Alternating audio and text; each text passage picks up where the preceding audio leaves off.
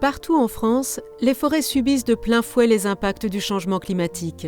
Sécheresse, tempêtes, invasion d'insectes ravageurs et autres parasites, les attaques se multiplient et entraînent le dépérissement de milliers d'arbres. 300 000 hectares de forêts publiques ont été touchés, soit environ 30 fois la superficie de Paris. Certaines essences, comme le hêtre, le frêne, le sapin ou l'épicéa, pourraient être amenées à disparaître de nos paysages forestiers.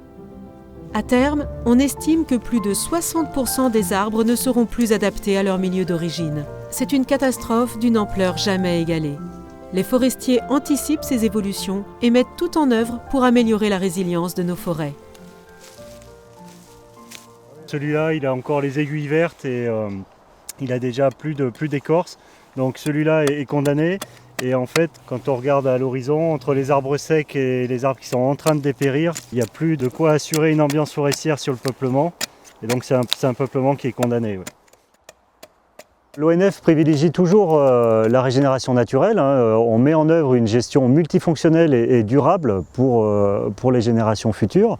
Mais dans certains cas, les aléas climatiques et sanitaires nous amènent à revoir nos principes. Et donc aujourd'hui, quand on a des attaques de scolytes massives, la seule solution, bien souvent, c'est de planter. Parce que c'est des attaques sur des peuplements pour lesquels il n'y a aucune résilience.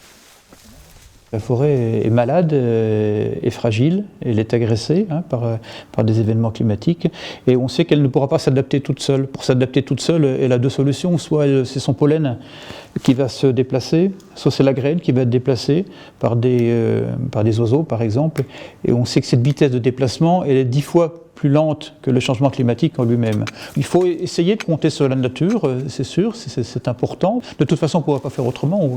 Il est hors de question de replanter toute la forêt française. Mais comme le changement climatique va beaucoup plus vite que la capacité des arbres pour s'adapter, on sera obligé de recourir aussi en plantation. Aujourd'hui, on fait le pari de la diversité des essences parce qu'on voit bien que ces grands reboisements monospécifiques sur de grandes surfaces ont conduit à des impasses. Donc une des clés pour la forêt future, c'est probablement d'avoir des forêts mélangées, plus ouvertes et plus jeunes. On cherche de toute façon à reproduire ce que fait la nature. L'enjeu est double pour l'ONF. Il s'agit à la fois de replanter en quantité pour pallier les dépérissements, tout en diversifiant les essences et les modes de sylviculture. Cette stratégie porte un nom, la forêt mosaïque. Pour aider les forêts face à la crise climatique, l'État a initié en décembre 2020 un plan de relance de 150 millions d'euros en faveur du reboisement des forêts françaises. C'est inédit.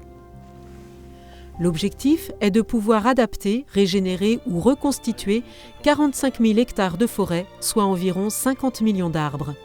Pour cela, l'approvisionnement en graines de qualité est crucial. La sécherie de l'Ajoux, située dans le Jura et dont l'ONF assure la gestion, est l'un des 2 principaux fournisseurs français de semences forestières. Elle traite annuellement plusieurs tonnes de graines et de semences provenant d'une centaine d'essences différentes.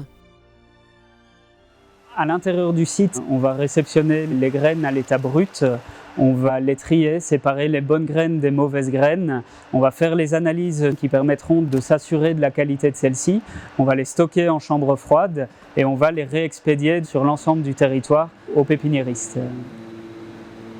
C'est un rôle de soutien logistique, de banque de graines aussi qu'on a sur le site et très clairement c'est à mon sens la clé de voûte des reboisements de demain.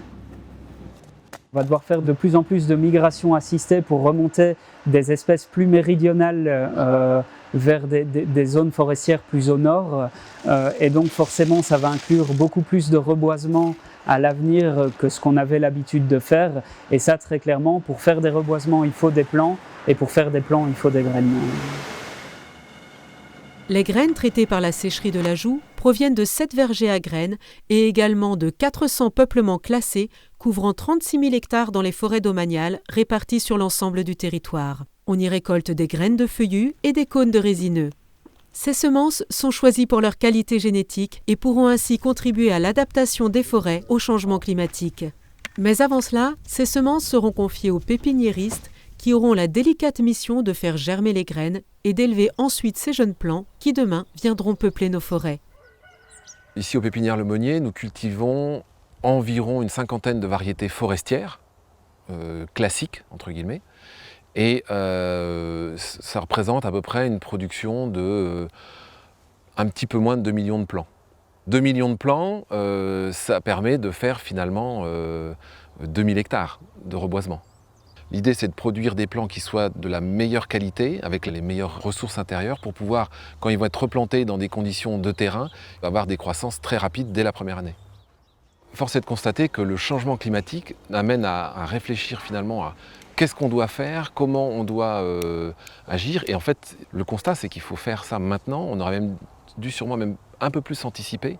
Donc il y a une urgence absolue et donc pépiniéristes forestiers, on a une place importante pour cette transition et aider les forêts françaises à franchir ce cap du changement climatique. Anticiper, c'est la vocation même du forestier. Et pour cela, il s'agit donc en permanence de mesurer les effets du changement climatique, de tester de nouvelles essences d'arbres, d'innover dans les modes de sylviculture pour accompagner nos forêts vers une plus grande résilience. De la graine à l'arbre, c'est bien toute une filière qui est mise en place. Elle mobilise un grand nombre d'acteurs, les forestiers bien sûr, mais aussi les pépiniéristes, les scientifiques, les élus, les associations et les citoyens. Ensemble, préparons la forêt de demain.